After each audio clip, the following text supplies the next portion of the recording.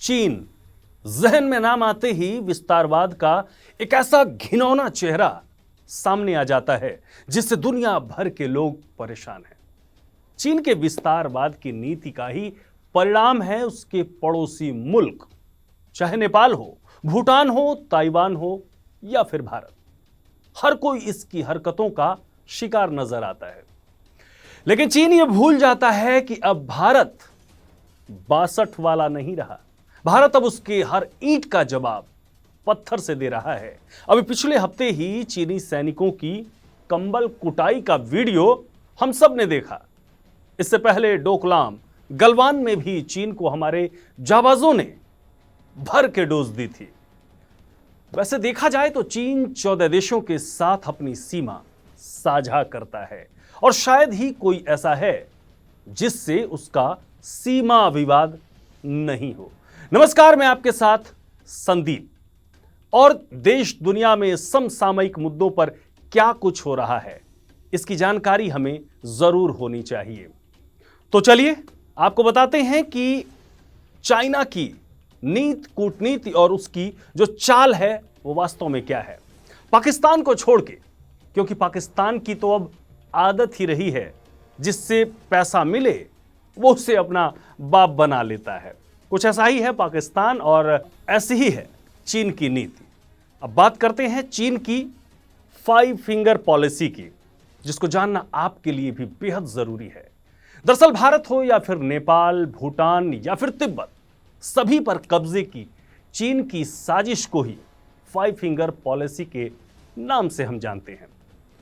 अपने आप में यह कितना विवादित बयान है, इसका अंदाजा आप भी इसी बात से लगा सकते हैं कि चीन खुद भी आधिकारिक तौर पर इसका नाम नहीं लेता, लेकिन हर वक्त इसे साकार करने का प्रयास करता रहता है। अब इतिहास के कुछ पन्नों को पलटकर देखें तो चीन में जब 1949 में कम्युनिस्ट पार्टी ने सत्ता संभाली, तभी से आप देखेंगे कि वहां पर विस्तारवाद की नीति पर काम शुरू हो गया। इस सरकार के बनते ही चीन ने तिब्बत, पूर्वी तुर्किस्तान और इनर मंगोलिया पर कब्जा कर लिया। यहां अब आपको यह जानना भी बेहद जरूरी है कि गृह युद्ध के बाद यही वो समय था जब ताइवान अलग देश के रूप में अस्तित्व में आया, जिसके पीछे चीन आज भी हाथ धोकर पड़ा है और उसे अपना हिस्सा बताता है।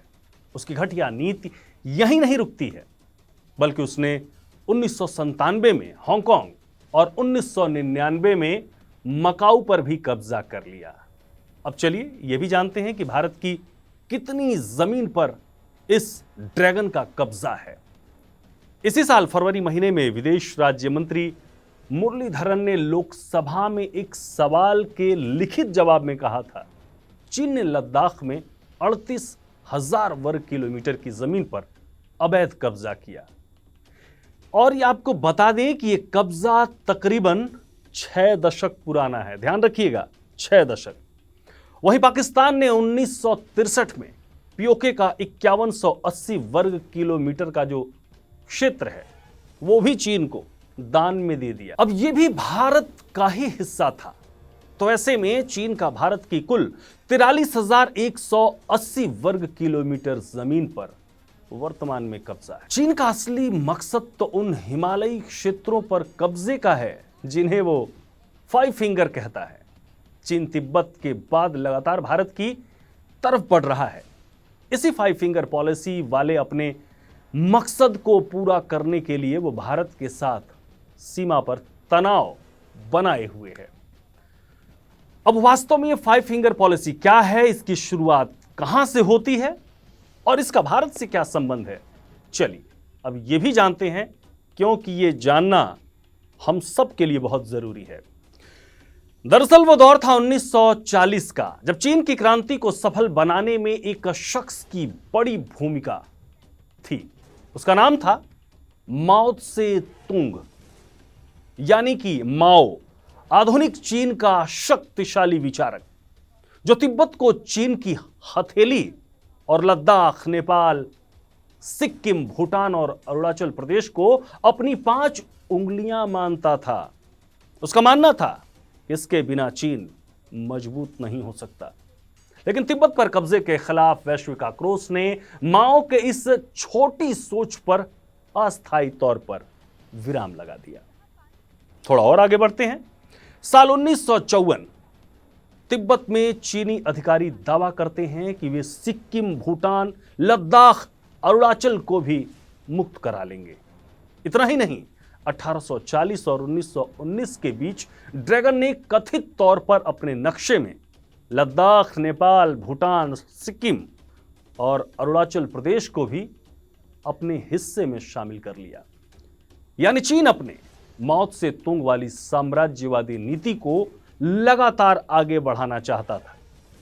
चलिए आपको थोड़ा और विस्तार से बताते हैं 5 फिंगर के बारे में। तो पहली फिंगर कौन सी है? अरुणाचल प्रदेश। चीन अरुणाचल प्रदेश पर हमेशा अपना दावा ठोकता है। 1962 के युद्ध में चीन की सेना अरुणाचल में काफी अंदर तक घुस एक बड़े क्षेत्र पर अवैध कब्जा कर अपने कई गांव बसा लिए थे। इस इलाके को नेफा के नाम से जानते हैं। हमारे नेताओं का यहां पर प्रवेश पर चीन लगातार विरोध करता रहा है। यहां के लोगों के भारतीय पासपोर्ट को भी वो मान्यता नहीं देता, जबकि चीन के पास ऐसा कोई सबूत भी नहीं है जो ये साबित कर सके कि ये उसी की जमीन है। अब दूसरी फिंगर, भूटान। हमारा शांति प्रिय पड़ोसी मुल्क और पूर्वी किनारे पर बसा भूटान इस पॉलिसी में दूसरी फिंगर है, जिस पर चीन लंबे वक्त से अपना दावा करता रहा है। एक संधि के तहत भारत भूटान को हमेशा सैन्य सहायता देता है। भारत की सेना यहां की सुरक्षा देखती हैं। अब बात तीसरे फिंगर की, सिक्किम। सिक्किम तो हमारे देश का यानी भारत का गौरव है, जो हमारा बेहद खूबसूरत राज्य है। लेकिन आपको बता दें कि यह स्वतंत्रता के समय हमारा हिस्सा नहीं था। साल 1975 में इसका भारत में विलय किया गया। तब चीन ने इसका खूब विरोध भी किया, लेकिन उसकी चाल धरी की धरी रह गई।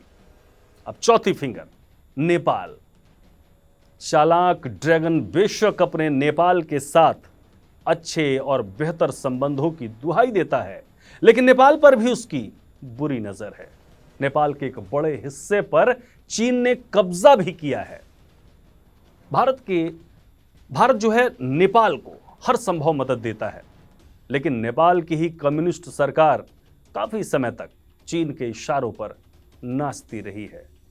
लेकिन खैर, आहिस्ता आहिस्ता चीन के नापाक इरादों को अब नेपाल भी समझने लगा है। अब बात पांचवी और अंतिम फिंगर, यानी कि लद्दाख।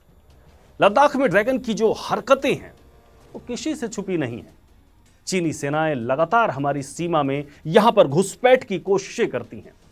यहां के एक बड़े भूभाग पर पहले से ही चीन का कब्जा है, जिसे अक्साई चीन के नाम से जाना जाता है, जिसकी चर्चा अक्सर हमारे संसद में होती है। लेकिन वो भूल जाता है कि समय, काल, परिस्थितियां बदल चुकी हैं।